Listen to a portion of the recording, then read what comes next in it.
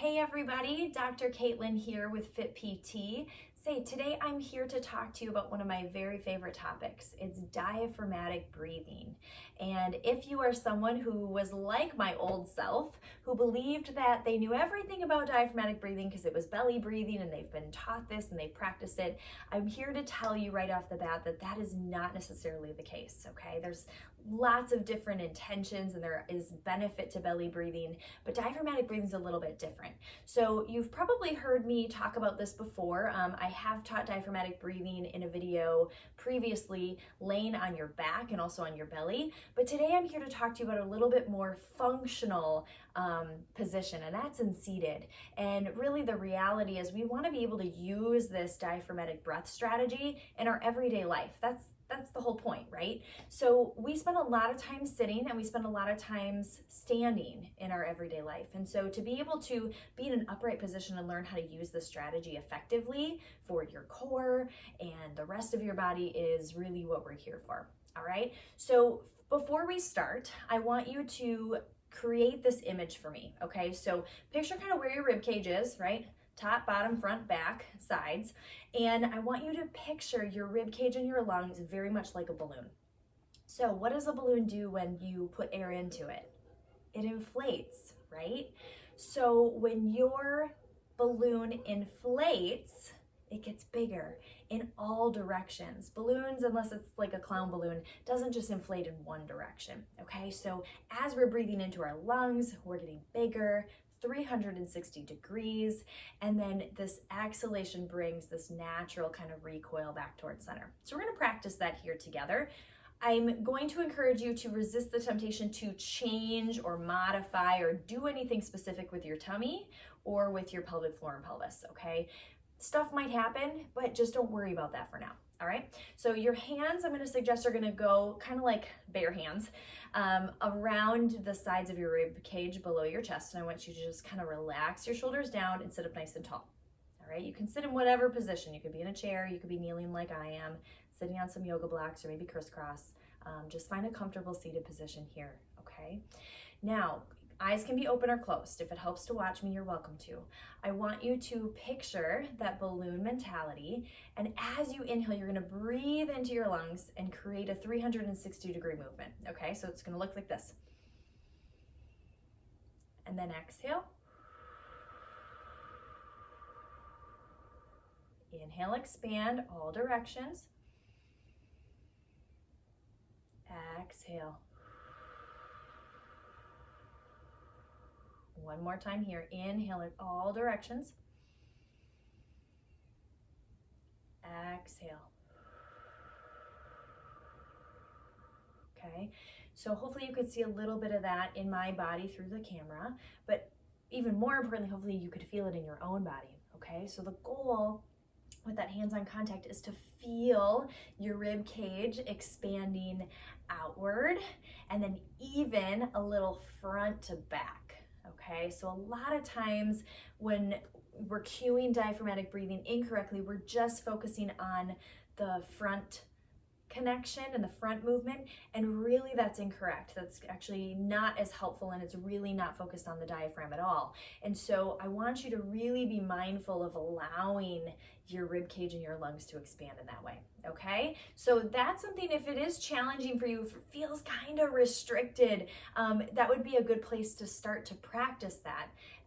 If you do have a lot of tightness in your upper back and your rib cage, also might be handy to get on your foam roller, do some yoga stretching, some gentle movements through your spine. That'll also kind of help get things moving, because ultimately if you're kind of stuck there, it's going to be really hard for your diaphragm to move for you, even if you're trying that right technique. Now, I'm going to create another image for you. Okay, so we're going to practice the same breath technique, but now we're going to think about something a little bit deeper. All right, so the diaphragm is the top of the core system, all right? So if you guys haven't heard me talk about the core system, go back to some of my previous intro videos of like what the core is anyways and your real core, because this is one of the things that's really important to note. Your diaphragm is 1/4 part of your core. So that's the reason this breath is so important, because if you're not breathing from your diaphragm properly, your core isn't working properly, all right? And catch 22, this also may be new news to you, pelvic floor, all right? Way down here, first of all, it parallels the diaphragm, and they have a really great intricate relationship, and they move together with breath, but the pelvic floor is also a part of your core, okay? So 50% of your core's function and success comes from these two muscles. All right, so we're gonna start talking about the pelvic floor for a second with this diaphragmatic breath. So I want you to picture diaphragm is this dome-shaped muscle underneath the rib cage here. Pelvic floor is this dome-shaped muscle at the bottom of your pelvis, okay? And really what happens is when you breathe in, diaphragm depresses down and the pelvic floor relaxes down just a little bit. Doesn't turn off, but it does relax. As you exhale, the diaphragm naturally recoils back up to center, and the pelvic floor should lift up towards center. This, my friends, is your Kegel. All right, so it should be this constant piston system, and it just, tiny little movements, right? I'm exaggerating with my hands here, but these are intricate, tiny movements that happen subconsciously within your body when you are functioning well. So we're gonna have to practice this a little bit more from a conscious level here today, and just know that as you practice more, like anything else, it gets easier and you don't have to think about it so much. But I'm gonna ask you to picture your kind of trunk and torso much like a house, okay? So as you breathe in, you're bringing air into the top floor of your house. You wanna also let the air come down to your basement.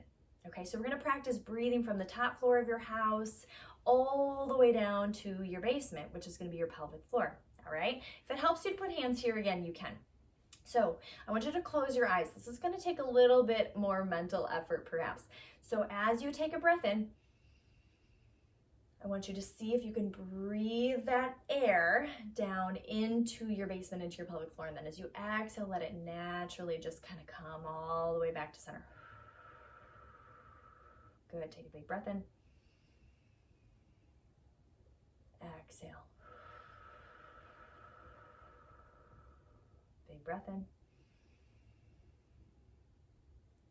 Exhale. Okay, is that kind of making sense? What you're looking for is a feeling that that air that you created can come down all the way to the lower level, all the way to the pelvic floor, and you should feel like a little relaxation or maybe like a heaviness downward. This is very different than pushing, okay? I want to make that very clear. We're not pushing like we're trying to have a bowel movement. That's not it at all.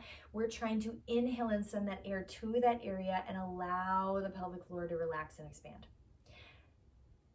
I want to also state here, because many of you, like myself, may have struggled with some leaking issues at some point in time in your life, maybe even right now, and you might say, oh no, I'm not gonna go there. I'm not gonna relax my pelvic floor. I gotta keep everything in there.